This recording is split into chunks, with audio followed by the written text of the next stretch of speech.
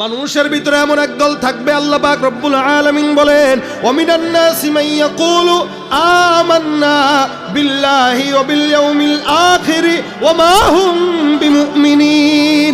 একদল উম্মত থাকবে যারা নিজেরা নিজেদেরকে ঈমানদার বলে দাবি করবে, যারা নিজেরা নিজেদেরকে আখিরাতের প্রতি বিশ্বাস স্থাপনকারী নিজেকে হিসাবে দাবি করবে।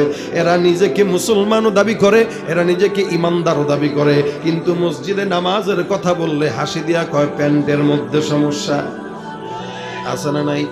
রমজানুল মুবারক সামনে আসতেছে, এই রমজান আসলেই দেখবেন বলবে ডায়াবেটিসের সমস্যা, যার কারণে 30-40 বছরের দামরা বুড়া বেটাও রোজা রাখে না, আছে না না। আর সারা রমজান জুড়ে খালি পর্দাওয়ালা আর পর্দাওয়ালা, সারা রমজান ছাড়া পর্দার খবর নাই, রমজান আসলে পর্দাওয়ালার অভাব নাই, ঠিক কিনা জোরে কন ভাইরা আমার। এগুলা দাবি করেনওয়ালা মুমিন, কিন্তু আল্লাহ পাকের কথা অনুযায়ী এরা মুমিন হতে পারে না। কেন? সব মুমিন মুমিন না, কিছু মুমিন উপরে মুমিন দেখা যায়, ভিতরে ঠনঠনাটন খালি, কথা বলে না।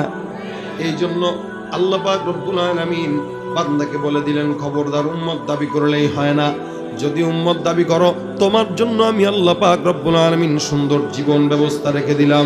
আল্লাহ বলেন, লাকাদ কানা লাকুম ফি রাসূলিল্লাহি উসওয়াতুন হাসানা, তোমাদের জন্য আমি আল্লাহ পয়গম্বরের ভিতরে উত্তম চরিত্র দিলাম। আল্লাহর নবী সাল্লাল্লাহু আলাইহি সাল্লাম কারো সঙ্গে যখন দেখা হইতো, নবী করিম সাল্লাল্লাহু আলাইহি সাল্লাম হাসি মুখে কথা বলতেন। আর আমাদের সমাজে একটু ভালো কোনো কিছু হইলেই কেউ যদি একটা সালাম দেয়, সুন্দর করে মুখটা পেঁচার মতো করে রাখে, ভাব ধরে, আছে না নাই। আর নবী বলেন, আল কালিমাতুত তাইয়্যিবাতু সাদাকাতুন, একটা ঈমানদার যদি কোনো ঈমানদারের সঙ্গে দেখা হয়, সে যদি হাসি মুখে কথা বলে, আল্লাহ পাক টাকা না দেওয়ার পরেও তাকে সদকার সমপরিমাণ সওয়াব দিবেন। এটা একটা মুমিন হিসেবে আপনার আমার দায়িত্ব, রাসূলের সুন্নাহ। এ ভাইরা আমার, আল্লাহ পাক রব্বুল আলামিন রাসূল করিম সাল্লাল্লাহু আলাইহি ওয়াসাল্লামকে জমিনের জন্য রহমত দিয়েছেন, সম্মান দিয়েছেন, মর্যাদা দিয়েছেন। নবী যেমন মর্যাদাবান, নবীর উম্মতরাও মর্যাদাবান। আমার পয়গম্বর যেমন সম্মানী, আল্লাহ পাক রাসূলের উম্মতদেরকেও তেমন সম্মানী বানাইছেন। এ মুসলমান, এই জন্য আল্লাহ পাক নবীকে যেমন কোরআনের মধ্যে নাম ধরে ডাকেন নাই, আল্লাহ পাক নবীকে যখন ডাকলেন কি নামে ডাকলেন? আল্লাহ পাক বলেন কখনো কখনো ইয়া আইয়ুহাল মুজাম্মিল, নবী আমার বিছানার মধ্যে শোয়া আমার পয়গম্বরকে আল্লাহ পাক রব্বুল আলামিন মুজাম্মিল বলে ডাকে। কখনো কখনো বলেন ওমা আরসালনাকা ইল্লা রাহমাতাল লিল আলামিন, কখনো কখনো বলেন ইয়াসিন, কখনো বলেন তাহা মা আনজালনা আলাইকাল কুরআনা লিতাশকা, কখনো বলেন ওয়ামা মুহাম্মাদুন ইল্লা রাসূল, কখনো বলেন মুহাম্মাদুর রাসূলুল্লাহ, কখনো কখনো বলেন ইয়া আইয়ুহান নবী, কখনো কখনো বলেন ইয়া আইয়ুহার রাসূল, কখনো বলেন মা কানা মুহাম্মাদুন আবা আহাদিম মির রিজালিকুম ওয়ালাকির রাসূলুল্লাহি ওয়া খাতামান নবিয়্যিন।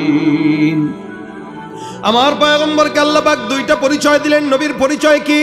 এক নম্বর আল্লাহ পাক বলেন ওয়ালাকির রাসূলুল্লাহ, আমার পয়গম্বর আল্লাহর রাসূল।